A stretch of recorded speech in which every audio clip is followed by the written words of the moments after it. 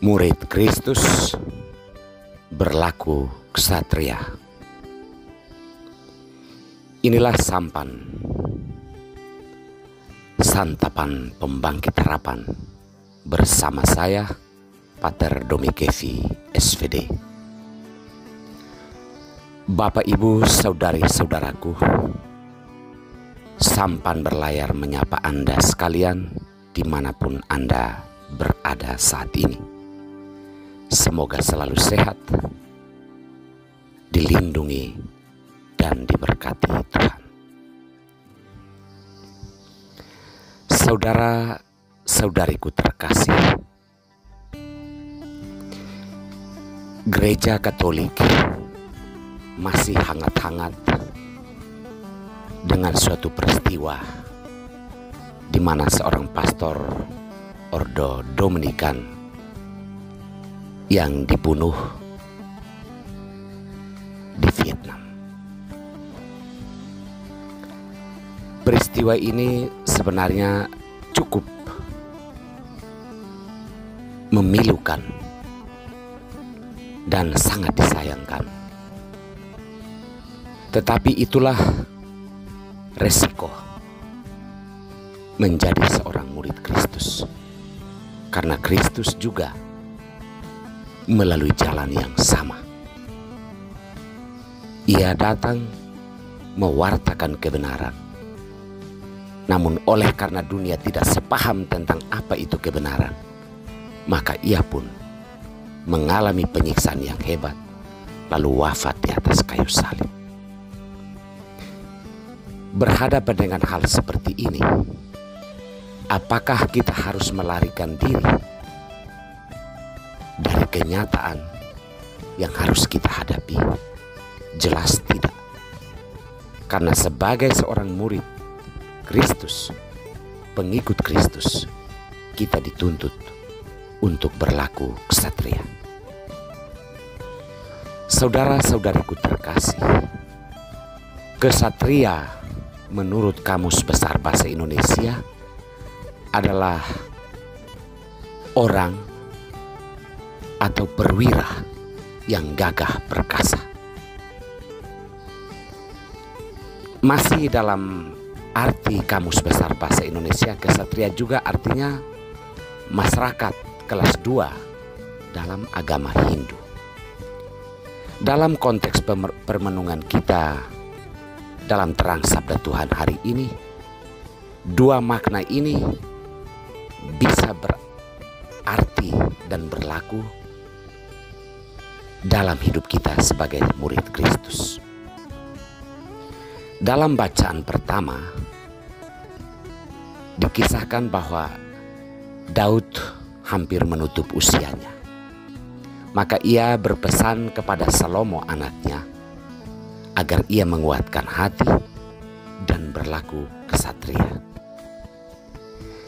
Ksatria yang dimaksudkan dan ditekankan oleh Daud bagi Salomo adalah ia harus menuruti seluruh ketetapan Tuhan dalam hukum Taurat.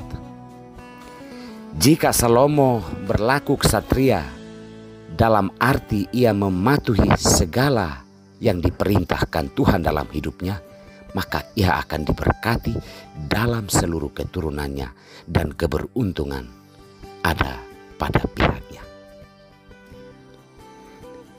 Sebenarnya sangat sederhana bahwa ksatria atau menjadi gagah perkasa itu tidak harus ditunjukkan dengan kewibawaan, dengan kekuatan, tetapi harus ditunjukkan dengan kemampuan untuk bisa melakukan apa yang dikehendaki Tuhan dalam hidup. Dalam bacaan Injil, kita mendengar bahwa Yesus mengutus murid-muridnya pergi berdua-dua untuk mewartakan kerajaan Allah. Terhadap hal ini, Yesus meminta mereka untuk berlaku ksatria dalam arti bahwa tidak usah cengeng, tidak boleh membawa apa-apa dalam hidup.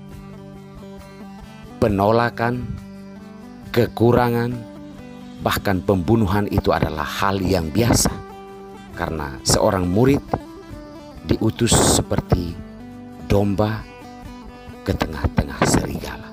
Berhadapan dengan hal-hal seperti ini, seorang murid Kristus harus berlaku ksatria, tidak cengeng, tidak mengeluh, atau tidak menuntut kenyamanan tertentu dalam hidupnya. Inilah yang dimaksudkan dengan berlaku ksatria.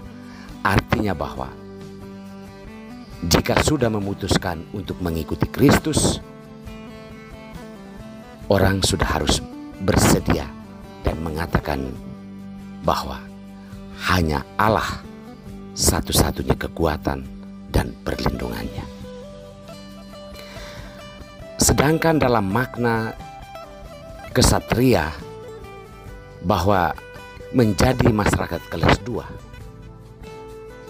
permintaan Yesus terhadap para muridnya terimplisit hal tersebut, bahwa tidak membawa apa-apa dalam hidup. Artinya bahwa seorang murid Kristus tidak menuntut tempat-tempat terhormat, tidak menuntut kedudukan atau jabatan tertentu. Dalam segala hal, seorang murid Kristus ia harus menempatkan orang lain sebagai yang pertama. Ya, karena itulah tujuannya, bahwa mewartakan Injil yang dimaksudkan adalah menyembuhkan orang, membawa orang keluar dari kesulitan hidupnya. Ini hanya akan mungkin jika orang lain menjadi yang pertama di dalam setiap tugas dan perutusan kita. Saudara-saudariku terkasih, Anda dan saya adalah murid-murid Kristus. Sikap ksatria yang dituntut dari kita adalah berusaha untuk mengikuti apa yang diperintahkan Tuhan dalam hidup, karena itulah jaminan kita.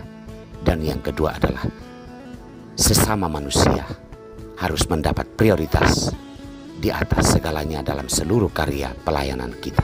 Semoga Tuhan memberkati kita semua.